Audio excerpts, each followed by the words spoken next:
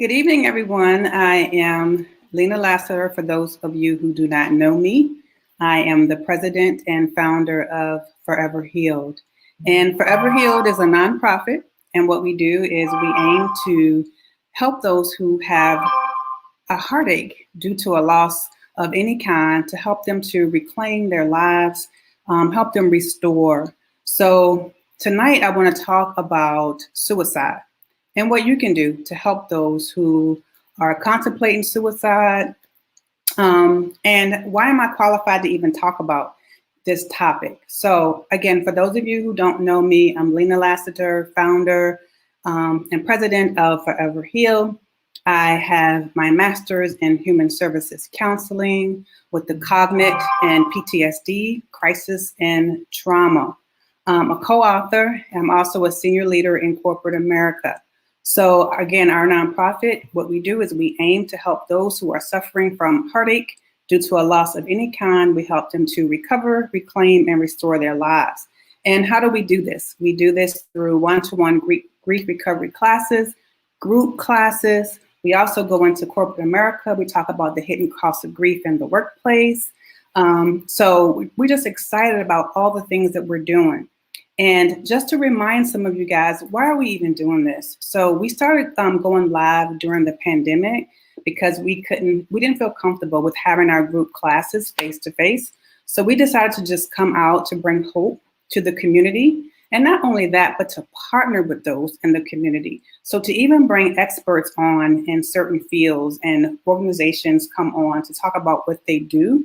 So to let our viewers know, our clients know, those of you who are watching, that there's so many wonderful organizations that are out there that can help you during this time of crisis and during the pandemic. So give me a shout out. Let me know that you are with me tonight. Hi, Chastity. Great evening. Thank you so much for joining. Again, we're going to be talking about suicide. We're going to be talking about suicide all month and what you can do. So again, Lena Lasseter, and some of the partnerships that we have built, I'm on the leadership planning board for the Bereavement Coalition, co-facilitator for the National Coalition of Homicide Service Providers. So again, tonight, I just want to shed some light on suicide. I want to give you guys some facts, some statistics, and then give you just some quick tips on what you can do. Hey, Tanya, happy to see you. I missed you the last time we were on. Thank you so much for joining me, sis. Appreciate you so much. So thank you guys for joining in with me tonight. I missed all of you. Next week, I need you to tune in next week. I know we normally come on every 2 weeks, but we're going to have a special guest who her brother actually committed suicide. So we want to talk to siblings, surviving siblings of those who have committed suicide. That's important. It's important for a couple of reasons, because typically, and rightfully so, right, the focus is usually on the parents because losing a child is devastating, right? I just couldn't imagine that. But also for the siblings, it's very hurtful. It's devastating because siblings are typically the closest family relationships. And when that sibling commits suicide, the whole family dynamic changes. So we're going to have someone come on next week, guys, 7 o'clock. Her name is Charlene Morrell, and she's going to share her testimony as a sibling, being a surviving sibling of someone who committed suicide. Okay, so let's just jump in tonight. So I want to shed some light, again, just give you some facts around suicide, some statistics, even give you some dates in September, just to educate you. Here we go, somebody. I don't want to miss anybody. Hello, everybody who's joining in. Hi, Miss Walker. Yes, a huge loss. Hi, Miss Pat, Author Pat. Guess what, guys? Miss Pat has a book signing next week. She has a new book. So, Pat, won't you write in the comments, please, the title of your book and how those who are watching this video or on with us live can get a copy of that. Always have to uplift one another, guys. So again, suicide. So as part of September 5th through 11th is recognized as National Suicide Prevention Week. Okay, so just so you guys know. And then September 10th, which has passed, I understand, is the World Suicide Prevention Day. So just some key dates for you to understand. Suicide is death caused by injuring oneself with the intent to die. So in order for a death to be even considered suicide, the individual who completed suicide had to have intended on committing suicide, right? So it may not be someone who was taking drugs and overdosed, didn't think that they were going to die. So suicide is classified as a suicide if the person who completed it had the intent on killing his or herself, okay? So many factors can increase the risk of suicide. So suicide is typically connected with other forms of injury and violence. So for example, someone who have experienced violence, including like child abuse or bullying or sexual violence, they have a higher tendency rate to be suicidal. So I see we have a comment. Let's jump in. Okay, Miss Pat says she will do. Thank you. So she will put her link in there about her book. Okay. So how many of you knew that men die by suicide 3.6 times more than that of women? So if you knew that, put a 1 in the comment. So men die by suicide 3.6 times more than that of women. However, women attempt suicide more frequently than men.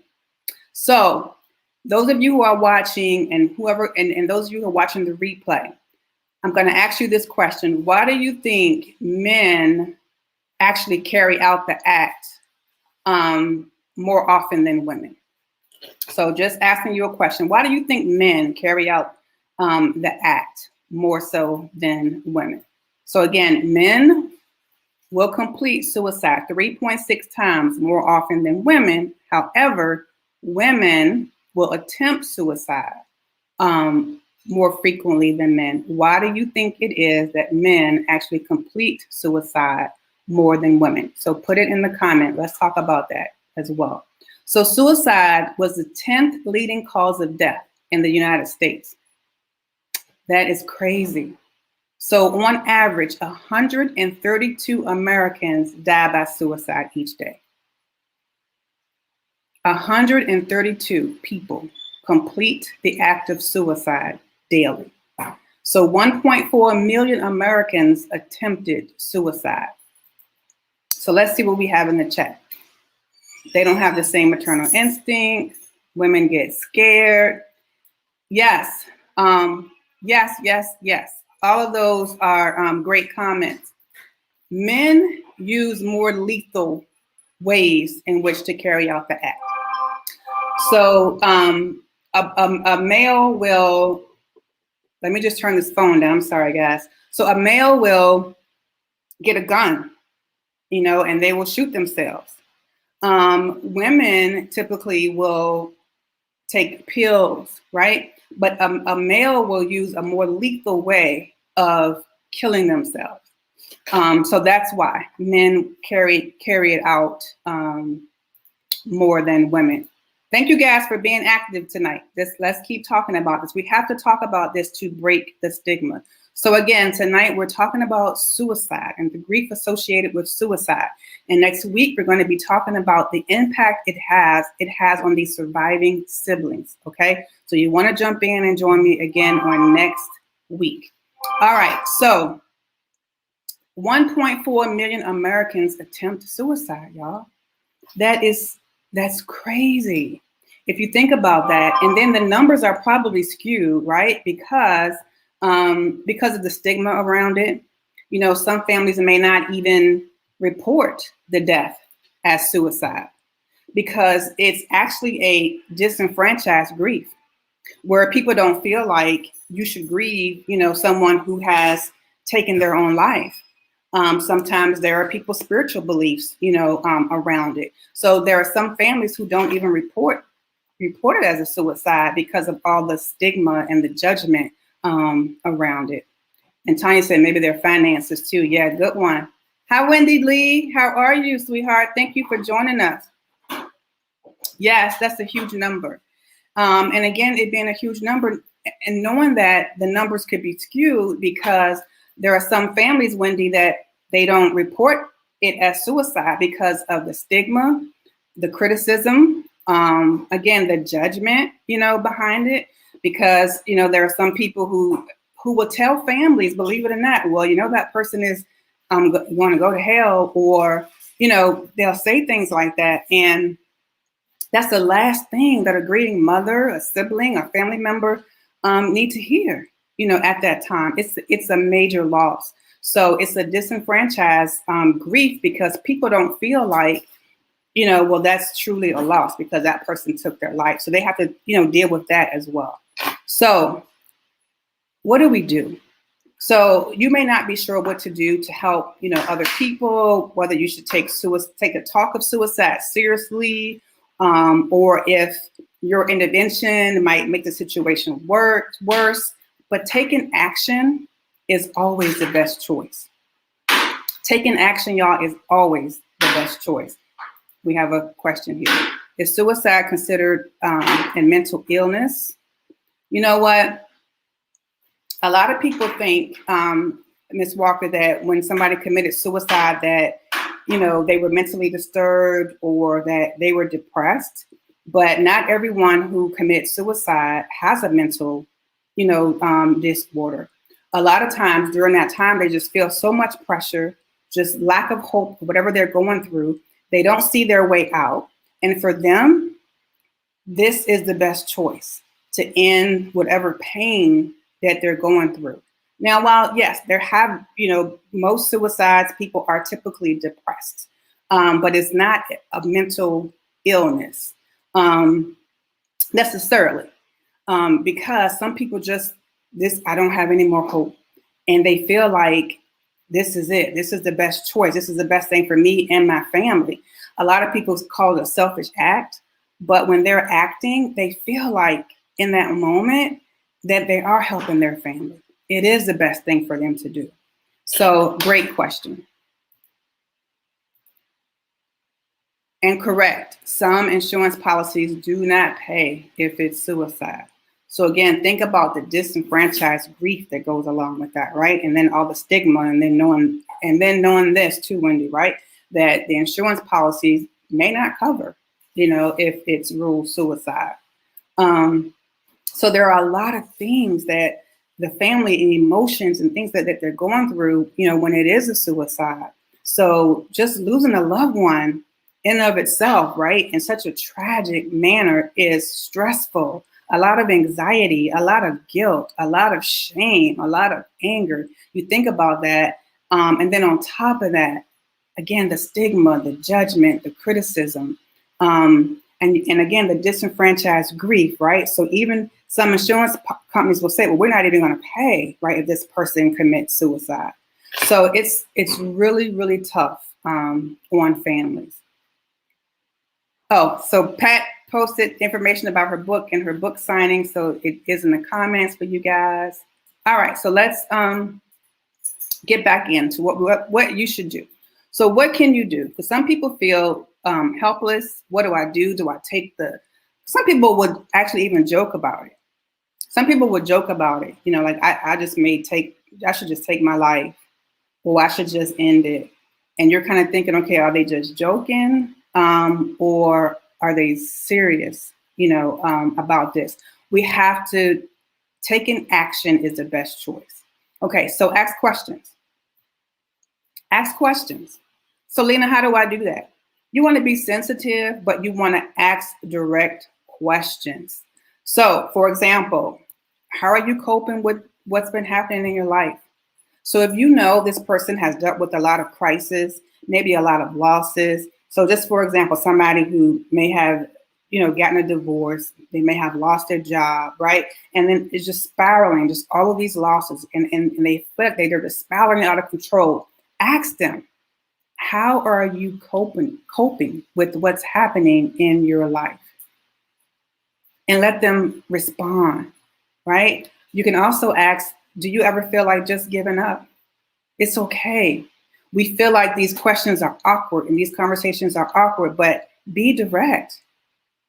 Be direct while caring in a loving manner as well, okay? Do you ever feel like just giving up? Are you thinking about dying? So if someone jokes about it, they kind of laugh about it, because it could be like a nervous laugh, but they're serious. And you can say, hey, are you thinking about dying? Call them out. Ask the questions. Ask the hard questions. May feel awkward, but ask questions, guys. So what can we do? Ask questions, right? Be sensitive, but ask direct questions. The second thing we can do is look for warning signs. A lot of families will say, some of them say there were no warning signs. Like, I had no idea, that they were going to do this. And then they feel so guilty about it, but they feel like, gosh, I should have seen something, right? But look for warning signs. So if they're talking about suicide, for example, making statements such as, I'm going to kill myself, or I wish I were dead, right? Or I wish I hadn't been born. And then they start to get the means to take their own life, right? So such as buying a gun. Sometimes they're preoccupied with death, dying, or violence. Sometimes they feel trapped or hopeless. So Ms. Walker, the question earlier, right? They just feel trapped or hopeless about a situation. You start seeing increased use of alcohol or drugs. You start seeing changes in their normal routine, right? Including eating or sleeping patterns. So those are some of the signs, the warning signs that we look for. But again, I want to be very clear that I have spoken with plenty of clients who have said there were no warning signs. They didn't get any warning signs before the person actually completed the act of suicide. Yes, ask how you are coping. Yes, and we don't think about that. Because sometimes we know people are going through a lot, and we don't know what to say. And I think, and especially for women, right, we tend to want to fix. Again, we want to fix, right? For grievers, they aren't broken. Their hearts are broken. So you want to ask people, how are you coping? And I actually do that a lot. I ask people when they have gone through a lot and they're sharing with me, yeah, I've dealt with this and this is going on, this is going on. And then they go, well, but I'll be fine. I'll get through it. I'll stop them and say, wait a minute, let's unpack some of that. That's a lot. How are you coping? Because you want them to really think about it. Am I truly coping effectively, or am I using unhealthy habits, to cope? Another question. Good questions, y'all. Keep them coming. What do you do when they give you false truth? You're not going to know. You're not going to know. And some people may give you false truth. They may not be honest about how they're feeling. So I would just say, Tanya, try to look at the body language, right? Stay in contact with them. When you ask them how they're coping, it's okay to even give them some coping tips. You can say, hey, when I'm feeling this way, I take a bath in Epsom salt, whatever it is, right? Or I journal. Or you can tell them, listen, I'm here. So if you just want a heart with ears, with no judgment, no criticism, I'm here, to listen to you. And can we stop this, y'all? Can we stop saying to people, who are grieving and going through a lot, let me know what you need. Here's a better way to do that. So can we stop saying that tonight? And that wasn't even in my notes, but we know what people need. So how about saying, how do you feel about me buying you dinner tonight? How do you feel about me coming over and helping you with, cleaning up? So whatever you would need or anyone else would need in that situation, just say, hey, how would you feel if I came and helped you cook? How would you feel how would you feel if I did this? So let's stop asking people, what do you need? Yes, Wendy, isolation is a warning sign also. There are so many. So Tanya, again, back to your point, if they aren't saying anything, you're watching body language, you're watching their actions, right? They're saying I'm fine. And you guys who have been coming on with me, you know what that means, right? Feelings inside never expressed. So be careful when you hear that I'm fine, because typically they're not fine. So you want to watch their actions. Are they isolating? You know, they don't want to be around people. Are they being kind of short with you? You want to make sure that you're there and they know that you are there. What should I do if the person doesn't want to talk? It's okay. It's okay. Even when you go sit with someone and it's silent, your silent presence and them being silent is more powerful than any words anyway. Because a lot of times our words are unhelpful. And there are some times where our words can be hurtful. So it's okay if they don't want to talk. Sometimes they just want somebody to just sit there, right? So again, you know how we always say, take it to the altar? And I always tell you guys, sometimes people just want you to walk with them to the altar. So you don't have to have the words. They don't have to want to talk. Sometimes it's just your strong presence. And that is okay. Yes, a heart with ears. So I always tell people, if you want a heart with ears, I'm here. And, you know, and when you say that, you have to truly mean it. Because remember, when someone is going through something, they're hurt. Their heart is hurting. They're not broken. Their heart is broken. So they just want to know that they have been heard. Okay? All right. So what are we going to do, guys? We're going to ask questions. We're going to look for warning signs. And we are going to offer support. We're going to offer support. So how do we do that? We're going to encourage the person to call a suicide hotline. We can give them that number. Like I just was saying with Miss Pat, we can be a heavy presence, quiet, gentle presence. So we can just go sit with them. We can just go walk with them. Hey, let's go take a walk. You don't have to talk. Let's just go to the park and take a walk so that they know that they are not alone. So we want to encourage them to go talk to somebody. So there's a suicide hotline, 800-273-TALK. So encourage the person to seek treatment.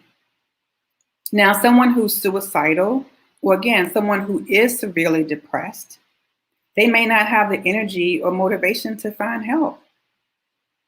So what can you do? You can actually research some treatment options. You can make phone calls for them.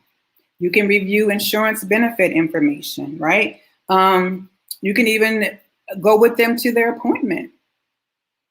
See, we don't think about these things.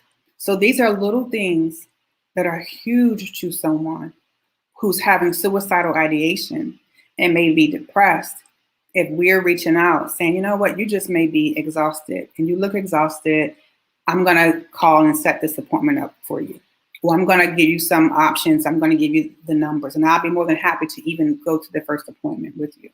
Right? So them again, just knowing that we're there, that somebody is there, that it's not hopeless. Tonight I will stop asking that Minister Lena, what can I do? Yeah, let's stop it. Stop that. Stop that, please. Because we know what to do. We know what to do. So again, ask the person, how would you feel about me doing X, Y, Z? Right? How would you feel about that? And then do it. Show up. Right? So no empty words. All right. So then we need to be respectful and acknowledge the person's feelings. So don't try to talk the person out of his or her feelings. I don't know how many times somebody might say, you know, I'm sad or I'm down. No, you're not. People will say that. No, you're not. Or, you know, they'll say, you know, I'm not having a good day. Yes, you are. You know, don't speak that. Be respectful and acknowledge the person's feelings. Don't try to talk them out of their feelings, right? Remember, even though someone who's suicidal isn't thinking logically, the emotions are real. What they are feeling is real. So stop telling people, no, you're not. And I get life and death in the tongue. Trust me, I get that. But again, they're not thinking logically. These are their feelings, and we have to be respectful of their feelings, right? So if someone comes to you and say, you know, I feel sad, Well, what's causing you to feel sad? What triggered that? Right? Those are things that we can be saying, but stop telling somebody, no, you don't. If they ask you to give them space, should you do it, and for how long? Yes. So if someone says, you know what, I'm just going through, this tough time. I just need some space. You can say, you know what, Mr. X, I'm going to be respectful of that. I'm going to allow you some time, but I'm going to check up on you in 3 days. Is that okay? I'm going to call you in 3 days just to check in on you, because as your friend or your family member or whoever you are to that person, I'm concerned about you. I love you, but I want to be respectful, but I'm going to check in with you in three to 4 days. So that's okay, to do that. So again, you acknowledge them, Tony, right? I acknowledge your request. I acknowledge that you want this time and this space, but I'm going to check in on you again, in 3 to 4 days. Thank you, Chastity. She said that is so true. So right. All right, guys. Good. Keep it coming. So what can we do? So again, be respectful, right? And acknowledge the person's feelings. Don't try to talk them out of their feelings. So these are the things that we can do. They're little things with huge impact. We're going to go over it one more time. What can we do? We're going to ask questions, right? But we're going to be sensitive when we ask questions. We're going to ask direct questions. We're going to look for warning signs, right? We're going to look for warning signs. Them talking about death, them being, them even going out and buying the means to be able to carry it out, right? Isolating. So we want to look for the warning signs. We're going to offer support. So remember, we're going to be a heart with ears. We're going to encourage them to call the National Suicide Prevention Lifeline if it's a severe case, right? And we're going to be respectful and acknowledge the person's feelings without trying to talk them out of their feelings. So they're not thinking logically, guys. So stop telling people how they feel. How they feel is how they feel. And to them, it's real. So post your questions or your comments. Next week, we're going to keep the conversation going. We're going to get more in depth with the relationship regarding siblings, okay? Because the sibling relationship is typically one of the strongest bonds in the familial structure. So siblings share a common genetic background, right? And family heritage, making this relationship reciprocal and mutual. But the surviving siblings, sometimes they have conflicting feelings regarding their current role, the family dynamic. Some of them even have survivor remorse. So we're going to talk to Charlene Morale next week, who lost her brother as a result to suicide. Okay, she's going to share her personal testimony. You're going to be able to ask her questions. So I want you guys to make sure that you join us on next week. More importantly, if you know someone who's having suicidal thoughts, someone who has just dealt with a lot of crisis, a lot of losses, make sure that you share this video with them, please, to help others. And make sure that you join us on next week to speak with Charlene Morale regarding her personal testimony to losing her brother to suicide, because siblings are typically kind of, I don't want to say lost, but they're not given the same attention and the need of a parent. And again, of course, the parent losing a child is horrific, it's traumatic. But the siblings are sometimes kind of left feeling like, where do they fit in, right? They don't want to upset the parents. They have survivor remorse sometimes. If the sibling tried to commit suicide in the past or had mental illness, sometimes it's a relief to them. So we're going to really unpack that on next week. And we're going to be sending out some facts and myths about suicide all month, because education is key, right? So in all of our getting, we have to get understanding. to be able to combat some of the stigma and judgment around this topic, guys, because we can prevent suicide. So now you know what you can do. I provided you with some quick, simple tools that you can do as friends and family members. So thank you guys for joining me tonight. I missed y'all. And in October, we're going to be talking about PTSD in police officers. We are going to have a panel of police officers join us in October, so you guys don't want to miss that. So more to come on that. I want you to have peaceful rest tonight. Again, thank you all for joining. I really appreciate you guys. I love you. Peaceful rest, and I will see you next week, same time. Thank you.